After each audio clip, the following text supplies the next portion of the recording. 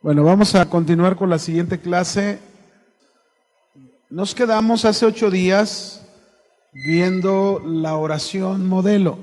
¿Se acuerdan? Así que esta va a ser la continuidad, que es la oración modelo 2. Seguimos con lo mismo. Nuestra clase es la importancia de la oración. Y voy a leer un poquito otra vez de dónde estamos tomando. Dice en Mateo 6:9: Vosotros pues oraréis así: Padre nuestro que estás en los cielos, santificado sea tu nombre. Venga tu reino, hágase tu voluntad como en el cielo, así también en la tierra. El pan nuestro de cada día, dánoslo hoy. Y perdona nuestras deudas como también nosotros perdonamos a nuestros deudores. Y no nos metas en tentación, mas líbranos del mal, porque tuyo es el reino, el poder y la gloria por todos los siglos. Amén. Dijimos que esta oración no es para una repetición, sino que es una oración que Jesús nos dijo: oren de esta forma, ¿sí? Es un modelo que nosotros debemos seguir de oración. Nadie, mis hermanos, puede decir que ha orado como Jesús. Y Jesús nos ha enseñado cómo debe de ser nuestra oración. Ya hemos visto los primeros temas: Padre nuestro que estás en el cielo. Dijimos que esto significa lo importante del inicio de nuestra oración. Fíjense bien, aquí hay un punto que no se los había dado también, que significa Padre nuestro que estás en el cielo. La oración de todo creyente debe de ser un acto de sumisión. La oración de todo creyente debe de ser un acto de sumisión.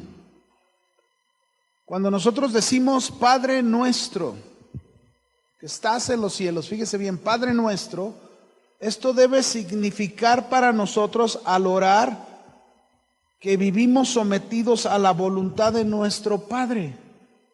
Yo tengo que tener este entendimiento, ¿verdad? Cuando oro, debo de orar con el entendimiento.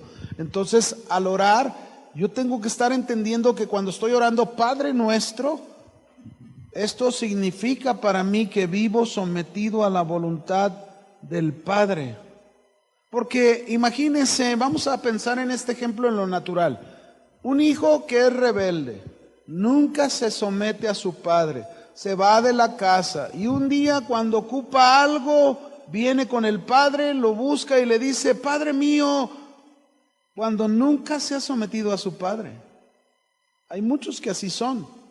Hay muchos que son rebeldes, que no se someten a Dios, que muchas veces se alejan de Dios, pero el día en que necesitan algo porque algo se les atoró, vienen y buscan y le dicen: Padre mío. Acuérdense que un significado de decirle Padre nuestro es porque vivimos sometidos a la voluntad ¿de quién? Del Padre. La oración sometida a la vida del Padre, mis hermanos, fíjense bien, la oración sometida en la vida al Padre es como decirle: Padre, mi vida depende de ti. Estoy dispuesto a someterme a tu autoridad. Pero también dijimos: Padre nuestro que estás en el cielo, y luego santificado sea tu nombre. Jesús quiso decir que toda nuestra atención de respeto debe de estar en Dios. ¿Y cómo santificamos el nombre de Dios? O sea, tú y yo podemos venir y decirle: Padre nuestro, tú eres santo. Pero ¿cómo nosotros realmente santificamos su nombre? ¿Cómo es que realmente hacemos o resaltamos como honrando su santidad? ¿De qué manera lo haremos? Siendo obedientes. ¿Cómo? Siendo obedientes. ¿Cómo honra un hijo a su padre? ¿Se acuerda que le dijo el Señor en los mandamientos? A los hijos en el 5.º mandamiento: honrarás a tu padre y a tu madre. Pues ese honrar es un resultado de honrar en primer lugar a Dios en su santidad. ¿Y cómo lo honramos? Con nuestra obediencia. ¿Cómo honra un hijo a su padre? Con la obediencia. Mis hermanos, cuando uno ve a sus hijos hacer las cosas obedientemente y dedicarse a lo que se deben de dedicar y no andar ahí de chirotos en otras cosas, ¿verdad? Uno se siente honrado, uno se siente orgulloso, ¿verdad? Qué bendición cuando uno oye buenas cosas de los hijos en sus escuelas, en sus trabajos, y dice uno, Señor, gracias porque me diste unos excelentes hijos y me siento dichoso y honrado por lo que hacen, por su obediencia. Así Dios con nosotros. De la misma manera Dios con nosotros. Ahora, Jesús al enseñarnos en esta oración modelo, los primeros temas de la oración modelo, mis hermanos, que hablan de Dios, nos están dando un entendimiento de que nos debemos olvidar a nosotros mismos, para concentrarnos en el Padre y glorificarlo.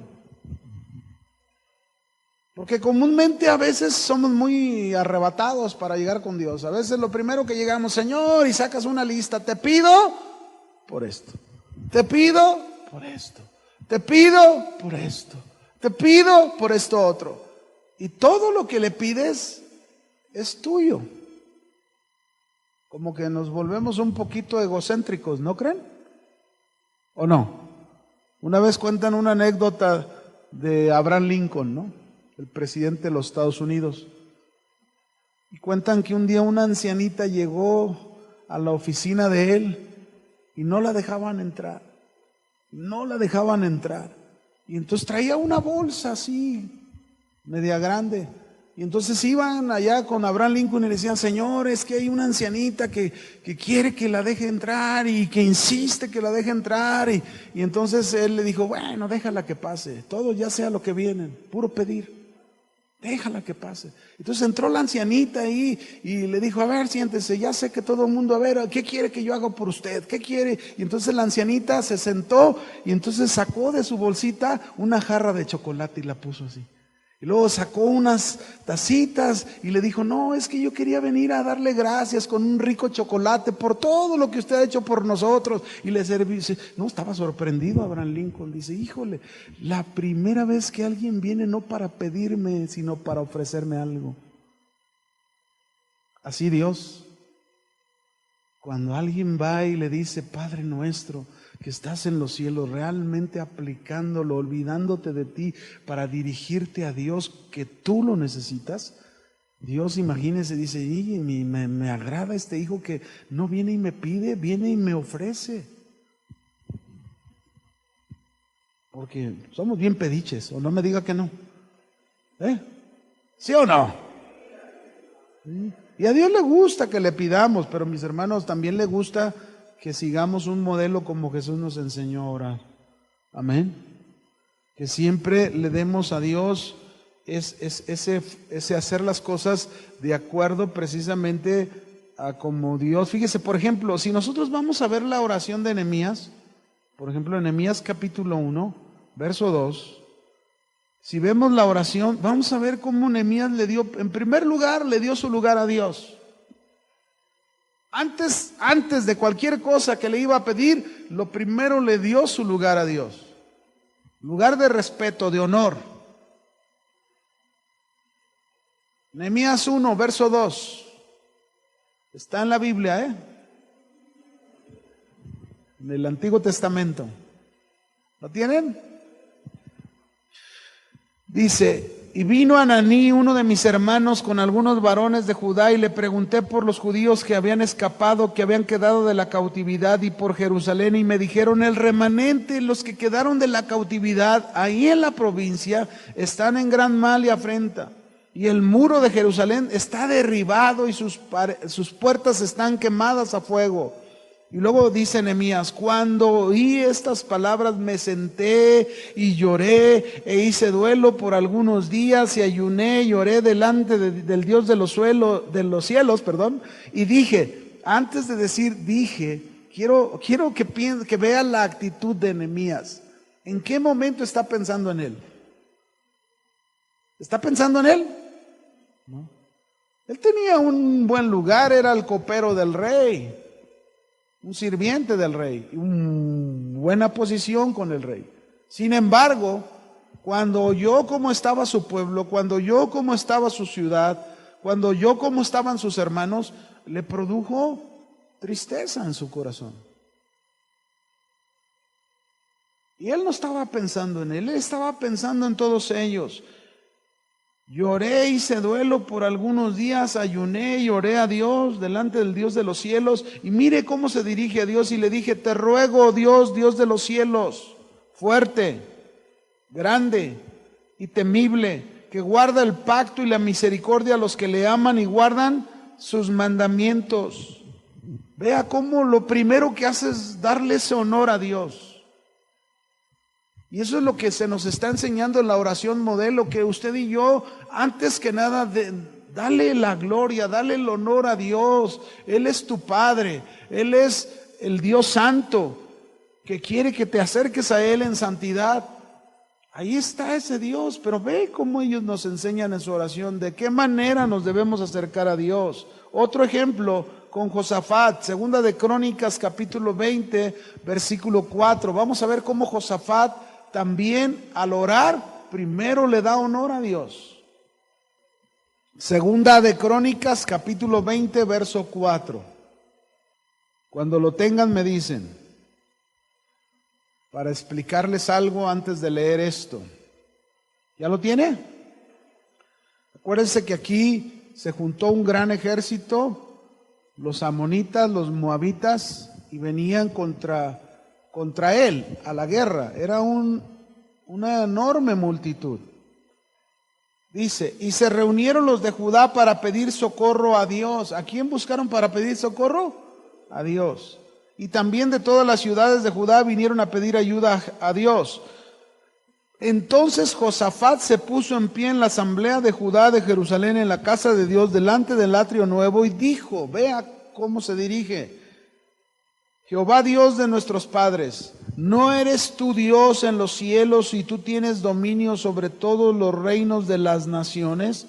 ¿No está en tu mano tal fuerza y poder que no hay quien te resista? Dios nuestro, ¿no echaste tú a los moradores de esta tierra delante de tu pueblo Israel y la diste a la descendencia de Abraham tu amigo para siempre? ¿Qué está haciendo Josafat? En primer lugar, está honrando a Dios.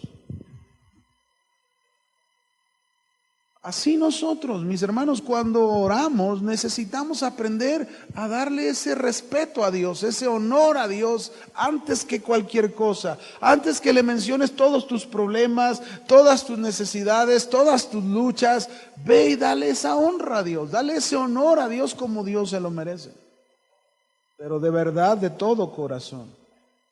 Ahora, la oración no solamente termina: santificado sea tu reino. En el verso 10, vamos a ver la siguiente frase. ¿Qué dice la siguiente frase? Ahí en Mateo 6:10. Venga tu reino.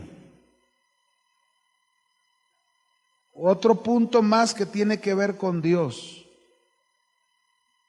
Venga tu reino. Este es el tercer tema en la oración modelo, que se nos habla de la persona de Dios, del Padre. Es importante en este punto, venga tu reino, mis hermanos, es importante entender que nuestro Padre, a quien oramos, es Rey y tiene su reino. Amén. Es importante cuando tú oras que tú entiendas que tu Padre, que tu Dios es Rey y tiene, ¿qué tiene? Su reino.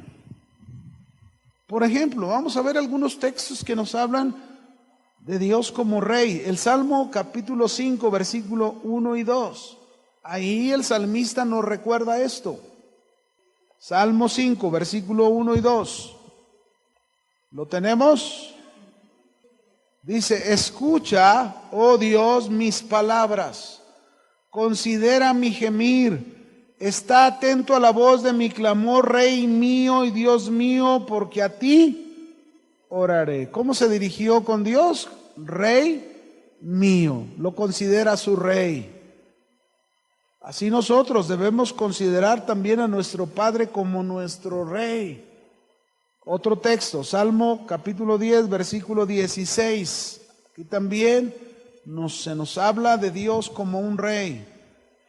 Antes de entender por qué venga tu reino, lógico, tenemos que entender que Él es rey de este reino. 10:16 de Salmo. ¿Ya lo tienen? ¿Lo tenemos? Dice, Jehová es rey, ¿cuánto? Eternamente y para siempre. De su tierra han perecido las naciones. Note lo que dice, Él es rey eternamente y para siempre. Por eso, cuando yo estoy orando y Jesús me está enseñando, venga tu reino, yo tengo que tener el entendimiento de que Dios es mi rey, es tu rey y Él es el rey de ese reino que estoy pidiendo que venga. Un salmo más. Ahora, antes de ver este salmo, déjeme explicarle algo del salmo anterior, del salmo 10:16. Hay una palabra ahí que dice de su tierra han perecido las naciones. Esta palabra perecer en el hebreo, fíjese lo que significa. Esta palabra significa descarriado, perderse, alejarse y corromperse. ¿Qué está diciendo? Está diciendo que aquellos que no han considerado a Dios como su rey, como su gobernante, se han descarriado, se han perdido, se han alejado y se han corrompido. Y esto sucede con aquellos que no tienen a Dios o a su Padre como su rey, como su gobernante. Se descarrían, se pierden, se alejan, se corrompen. Un pasaje más, ahora sí, Salmo 145, verso 13. Salmo 145, versículo 13. ¿Lo tienen? Dice, tu reino es reino de todos los siglos. Otra vez, ahora aquí ya no nos habla de Él como rey, nos dijo Él es rey eternamente y para siempre. ¿Aquí de qué nos está hablando? Su reino. El reino que estamos hablando, venga tú. Reino, tu reino es reino de todos los siglos y tu señorío en todas las generaciones. Yo aquí haría una pregunta a cada uno de nosotros que oramos, que buscamos a Dios, nos dirigimos a Él, pero yo preguntaría, ¿qué tanto vivimos sometidos al señorío de nuestro Dios como rey? Ya se quedaron muy callados. ¿Qué tanto realmente vivimos sometidos a su señorío? Porque también Jesús en Lucas 6:46, Él llegó a decir, en Lucas 6:46, es algo parecido lo que Jesús dijo cuando Él dijo, ¿por qué me llamáis Señor, Señor y no hacéis lo que yo digo? Es que es bien fácil, miren hermanos, a veces nos hace falta entendimiento en cosas. Es muy fácil venir a Dios, se nos hace muy fácil orar a Dios. Y muchas veces, mis hermanos, venimos a Él, nos dirigimos a Él, exponemos nuestras necesidades, exponemos nuestras peticiones y quizás hasta tratamos de honrarlo, pero muchos no somos obedientes a Él como nuestro gobernante. Si le dices Señor, es porque Él es el señorío de Él, está sobre ti. Si le dices Rey, es porque Él es el gobernante de tu vida. Él es el que gobierna tu vida. Así que mis hermanos, es importante que el que usted y yo nos dirijamos a Dios, es importante que usted y yo, nuestra vida, nuestra conducta, nuestro vocabulario, demuestre que estamos sometidos al señorío de nuestro Rey. Amén. Y no pase lo que sucedió en este pasaje que te voy a mostrar en 1 Samuel capítulo 8. Ve conmigo ahí, 1 Samuel capítulo 8, verso 1 al 7. Y ve lo que sucedió con el pueblo de Israel en este tiempo. 1 Samuel capítulo 8, versículo 1 al 7. ¿Lo tenemos? ¿Lo tienen? Dice, aconteció que habiendo Samuel envejecido, ¿qué había pasado con el profeta Samuel? Ya se había hecho viejito. Así que mis hermanos, un día así va a pasar con los pastores de casa de oración. Vamos a estar bien viejitos. Y ya no vamos a poder predicar. Va a haber otros, ¿verdad? Pero el punto es que aunque vengan otros, ¿qué tan obedientes es la iglesia? ¿Qué tan obedientes son ustedes al rey? Aquí estaba Samuel envejecido. Dice, puso a sus hijos por jueces sobre Israel.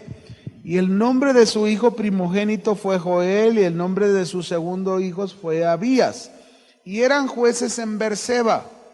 Pero no anduvieron los hijos por los caminos de su padre, antes se volvieron tras la avaricia, dejándose sobornar y pervirtieron el derecho. Eran bien corruptos los hijos de Samuel. Hey, tremendos, ¿no?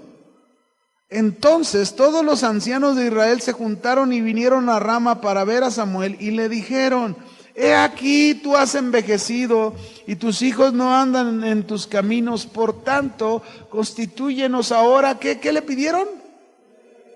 Un rey que nos juzgue, como tienen todas las naciones. Pero no agradó a Samuel esta palabra que dijeron, danos un rey que nos juzgue. Y Samuel oró a Dios y Dios le dijo a Samuel, oye la voz del pueblo en todo lo que te digan, porque no te han desechado a ti, sino a mí me han desechado para que no reine sobre ellos. Mis hermanos, hay muchos que oran, déjenme decirle una cosa, hay muchos que oran y están como este pueblo, han desechado a Dios como su rey. Cuando Jesús está orando, venga tu reino, la primer parte es que entendamos que el rey de este reino es nuestro Padre, es nuestro Dios, es Cristo el Rey. Y nosotros no podemos estar sin un gobernante de nuestras vidas. Qué importante es que verdaderamente Dios reine sobre nosotros. Porque imagínese, tú estás orando, venga tu reino. ¿Y para qué pides que venga su reino? Si no te dejas gobernar. Ah, no, pero es que quiero que gobierne la vida de mi esposo. ¿Y la tuya qué? Ah, es que quiero que gobierne la vida de mis hijos. ¿Pero la tuya qué? Ah, claro. Entonces fíjense cómo debe de haber una relación. Venga tu reino. Entonces si le dices que venga tu reino, en primer lugar, ¿dónde quieres que gobierne ese reino? Dilo en mí. Yo quiero que ese reino gobierne en mí. Ese rey gobierne mi vida. Así es como debe de ser. Eso es lo que Jesús nos está enseñando. Acuérdese que si Jesús no está reinando en nosotros, su señorío no está, nosotros sometidos a ese señorío, nos vamos a corromper, nos vamos a perder, nos vamos a alejar, nos vamos a descarriar, precisamente porque no lo tenemos como rey. Es nuestro deber, mis hermanos, cuando nosotros nos dirigimos, que el reino de Dios venga, es importante que entendamos que estamos diciendo que ese reino reine, gobierne sobre la vida en primer lugar de nosotros que estamos orando.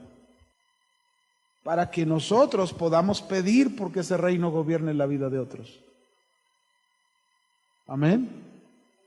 Así que mis hermanos, necesitamos entender esta oración modelo que Jesús nos enseñó, porque fíjese, después de que nos enseña que venga tu reino, ¿qué es lo que sigue en la frase? Dígame, porque va junto, en Mateo 6:10, va junto, venga tu reino. ¿Para qué queremos que venga el reino de Dios? Y luego dice, hágase tu voluntad como en el cielo, así también, ¿en dónde? En la tierra. Ahora entiende por qué se necesita que venga el reino de Dios.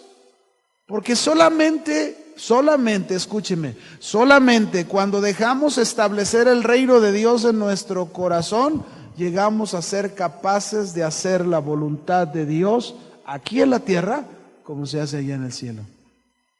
Cuando tú dejas que el reino de Dios venga a tu vida y gobierne tu vida, que el señorío de este reino esté sobre ti, cuando tú te sometes, como dice Santiago 4:7, someteos pues a Dios, resistid al diablo y huirá de vosotros. Eso dice Santiago 4:7. Pero ¿qué es lo primero que me dice? Sométete a Dios. Vive bajo su reino, vive bajo su señorío. Y si lo haces, No vas a tener problema con el diablo. Es que oigo ruidos. Es que hay, en todas las casas se oyen ruidos. Imagínense, mi esposa, hubo un tiempo en que mi esposa y mi hija se fueron con mi hijo cuando estaba allá en Reynosa. Y me duraron como 15 días y la casa sola, llegaba en la noche y me llegaba a mi cuarto y se oían ruidos por todos lados. Pero eso es normal, los ruidos. Eso no me debe de asustar. Lo que me debe de asustar es que mi corazón no esté sometido al gobierno de Dios. Eso es lo que me debe de asustar. Porque entonces sí, cuando nuestro corazón no está sometido al reino de Dios, por eso te va como en feria. Y luego te preguntas, ay, ¿por qué me está pasando esto? ¿Por qué me está yendo así? Pues hay razón. La misma Biblia dice que no hay maldición que venga sin causa. Siempre hay una causa. Entonces, mis hermanos, ahí está la razón para que nosotros nos dejemos gobernar por Dios para hacer la voluntad de Dios en la tierra como se hace ¿en dónde? En el cielo. ¿Quieres santificar el nombre de Dios? ¿Quieres santificar el nombre de Dios siempre? Establece el reino de Dios en tu vida. ¿Quieres santificar el reino de Dios? El nombre de Dios. Fíjense bien, el establecimiento del reino de Dios en nuestra vida va a traer como consecuencia precisamente el que tú y yo hagamos la voluntad de Dios. Ahora, tenemos que entender, porque toda oración, mis hermanos, tiene que estar enfocada en este tema tan importante, hacer la voluntad de Dios. No hay cosa más importante en la tierra que un cristiano puede hacer. Si tú me dices, yo tengo 20 ministerios, pues mira, te felicito por tus 20 ministerios que tengas, pero cuando llegues a la presencia de Dios, Dios no te va a preguntar qué hiciste con esos 20 ministerios. Dios te va a preguntar qué hiciste con mi voluntad. Porque a lo mejor ni la voluntad de Dios era que tuvieras esos 20 ministerios. Entonces, qué importante, mis hermanos, es que el reino de Dios se establezca para que nos enseñe a hacer la voluntad de Dios como se hace ¿en dónde? En el cielo. ¿De qué nos sirve hacer tantas cosas a Dios o pedirle tantas respuestas a Dios maravillosas? Porque Dios podría respondernos con tantas maravillas. Pero ¿de qué nos serviría, mis hermanos, si usted y yo no hacemos la voluntad de Dios? ¿De qué nos sirve ver ciegos que vean, paralíticos que se levanten, cánceres que son limpiados? ¿De qué nos sirven esas cosas si usted y yo seguimos sin hacer la voluntad de Dios? ¿De qué nos sirven? Por eso Jesús dijo en una ocasión, muchos me dirán en aquel día, Señor, Señor, ¿no profetizamos en tu nombre? ¿No echamos fuera demonios? ¿No hicimos muchos milagros? Mire todo lo que hicieron, pero dice que Él les dirá, nunca os conocí, apartaos de mí, hacedores de maldad. ¿Por qué no los conoció? Porque el que conoce a Dios, mis hermanos, su reino gobierna su vida. Y si el reino de Dios gobierna su vida, está dedicado a hacer la voluntad de Dios como se hace ¿en dónde? En el cielo. ¿De dónde es este reino? De los cielos. ¿Y cómo se hace, pastor? ¿Y cómo se hace la voluntad de Dios en el cielo? ¿Alguien se ha preguntado eso? ¿Cómo se hace la voluntad de Dios en el cielo? Yo la quiero resumir. La voluntad de Dios, mis hermanos, en el cielo, la voluntad de Dios se hace totalmente, inmediatamente y alegremente. Yo ya lo he enseñado alguna vez, la famosa tía, ¿verdad? Totalmente, inmediatamente, alegremente. Qué bonito tener una tía así, imagínense. ¿Cómo debemos obedecer? Como se obedece en el cielo. En el cielo los ángeles, mis hermanos, que son los que hacen la voluntad de Dios en el cielo, ellos obedecen. ¿Cuánto obedecen de la voluntad de Dios? Totalmente. ¿Cómo obedecen allá? Inmediatamente. Ellos no son como nosotros, ¿verdad? Que a veces llega la mamá y nos dice, hijo, arregla ese cuarto, sí, ahorita. Y pasa mediodía y el cuarto sigue igual.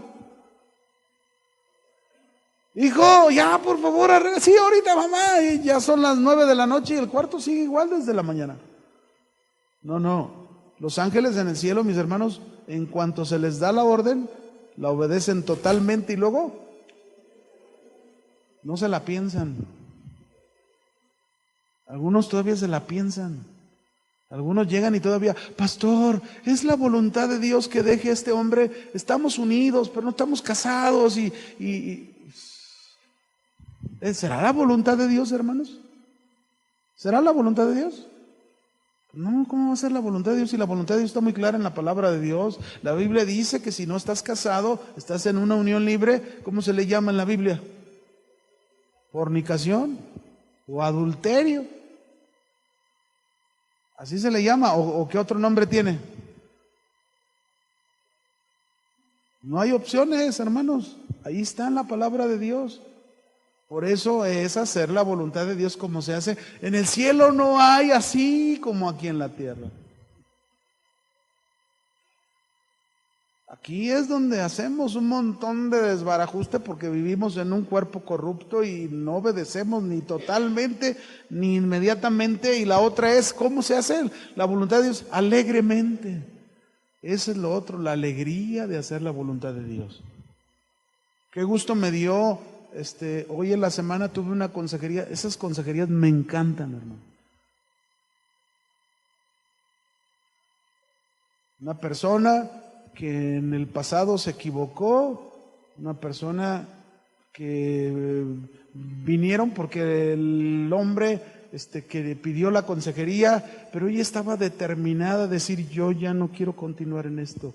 Es cierto, me equivoqué, pasamos tantos años juntos sin casarnos, sin pensar en matrimonio, pero Dios me ha estado hablando, hoy mi conciencia me está redarguyendo, yo no quiero seguir en esa inmoralidad, yo no.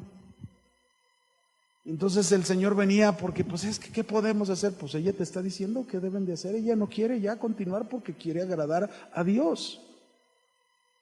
Y si tú dices, ¿qué puedes hacer? Pues entrega tu vida al Señor y obedécelo, como ella lo está determinando. Y luego ella me platicaba y me decía, no, pues pastor, es que hace 2 años yo le decía que si nos casábamos y él, no, si estamos muy bien así. Y ahora sí ya quiere y ella no quiere. Bueno, pero qué bendición determinarse, hermanos. Qué bendición es que al pecado le digas, hasta aquí, ya estuvo. Yo quiero agradar a Dios. Yo quiero que su reino me gobierne. Yo quiero que su señorío esté sobre mí. Yo quiero que cuando me acerque a Dios y le pida a Dios, es porque estoy en esa coordinación con el Dios Santo que tengo. Qué bonito es eso, mis hermanos, porque eso es obedecer a Dios. A lo mejor, pues no lo obedeció como debe ser totalmente desde un principio, pero ahorita ya lo está haciendo inmediatamente y alegremente, porque a veces hay algunos que no les gusta. Y entonces ahí es donde tenemos que aprender. Para eso se ocupa el reino de Dios. Para eso es nuestra oración, siempre tiene que estar en acuerdo con ese Dios que tú y yo tenemos. Amén. Jesús nos enseñó eso. Por ejemplo, Jesús en Juan 5:19, por favor, si vas conmigo ahí. Juan capítulo 5, versículo 19. ¿Lo tienes? Dice ahí, de cierto os digo, no puede el Hijo hacer nada por sí mismo, sino lo que ve hacer al Padre, porque todo lo que el Padre hace también lo hace el Hijo igualmente. ¿Qué enseñanza de Jesús para nosotros? Él era el Hijo dirigiéndose al Padre y Él dice, no puede hacer nada el Hijo por sí mismo, sino lo que ve hacer al Padre, eso hace el Hijo. Así deberíamos de ser nosotros con nuestro Padre Celestial. No hacer nada que Dios no nos enseña a hacer en su palabra. Todo lo que vemos al Padre hacer, así deberíamos de hacer nosotros. Ese es hacer la voluntad de Dios. En Juan 6:38 Jesús volvió a decirlo. Juan capítulo 6, versículo 38. ¿Listos? Porque, dice, porque he descendido del cielo. ¿De dónde vino Jesús? ¿Y para qué descendió del cielo? No para hacer mi voluntad, sino la voluntad del que me envió. Fíjense qué bonito. Nosotros no descendimos del cielo, pero se nos dio la oportunidad de tener una nueva vida del cielo. que es la nueva vida que Cristo nos dio. ¿Y saben para qué nos dio esa nueva vida? Para que aprendamos como Jesús a hacer la voluntad del que nos ha dado esa nueva vida, que es nuestro Padre Celestial. Concluyo, mis hermanos, esta noche diciéndoles esto. El objetivo principal en nuestra vida con relación a la oración de esta oración modelo es que nuestra vida esté centrada en hacer la voluntad de Dios. No hay otro requisito para el reino de Dios. El requisito para el reino de Dios es hacer la voluntad de Dios. Fíjese bien, mi hermano, no es cuántas cosas puedas hacer para Él. No es cuántos talentos llegues a tener para Dios. Alguien podría tener muchos talentos. ¿Se acuerda que el diablo tenía muchísimos talentos musicales tremendos? ¿Y de qué le sirvió tanto? Si al final decidió hacer su propia voluntad. No es lo bonito que puedas cantar a Dios. No es qué bueno eres. No es cuánto predicas a otros. Lo más importante es cuánto haces la voluntad de Dios, como se hace en el cielo. Eso es lo más importante. Amén. Y eso es lo que usted y yo debemos hacer. Unirnos a la oración modelo, pero entendiendo: Padre nuestro que estás en el cielo, santificado sea tu nombre, venga tu reino y hágase tu voluntad aquí en la tierra como se hace ¿en dónde? En el cielo. Vamos a orar antes de terminar con esto. Cierre sus ojos ahí y ore conmigo. Padre Celestial, te damos gracias por lo que nos enseñas a través de tu palabra, a través de tu Hijo Jesús y con la ayuda del Espíritu Santo en nuestras vidas. Queremos pedirte en esta noche que nos enseñes a ser gobernados, a estar bajo el señorío de tu reino en nuestras vidas. Que no solamente vengamos delante de ti dirigiéndonos cuando nuestras vidas no están bien. Perdónanos, Señor, si alguien en esta noche su vida no está acorde conforme a lo que tú nos enseñas. Pero también queremos aprender a hacer tu perfecta voluntad aquí en la tierra como se hace allá en los cielos. Enséñanos a hacer tu voluntad, porque tú eres nuestro Dios. Así oraba el rey David. Nosotros también te lo pedimos. Enséñanos a hacer tu voluntad. Enséñanos a entender que la vida es tan corta, tan pasajera, que no se nos pase más el tiempo de los años que nos resten, sino el hacer tu voluntad, Señor, tal como tú esperas de nosotros. Muchas gracias. Todo esto te lo pedimos en el nombre de Cristo Jesús. Amén. Que Dios les bendiga. Cuídense.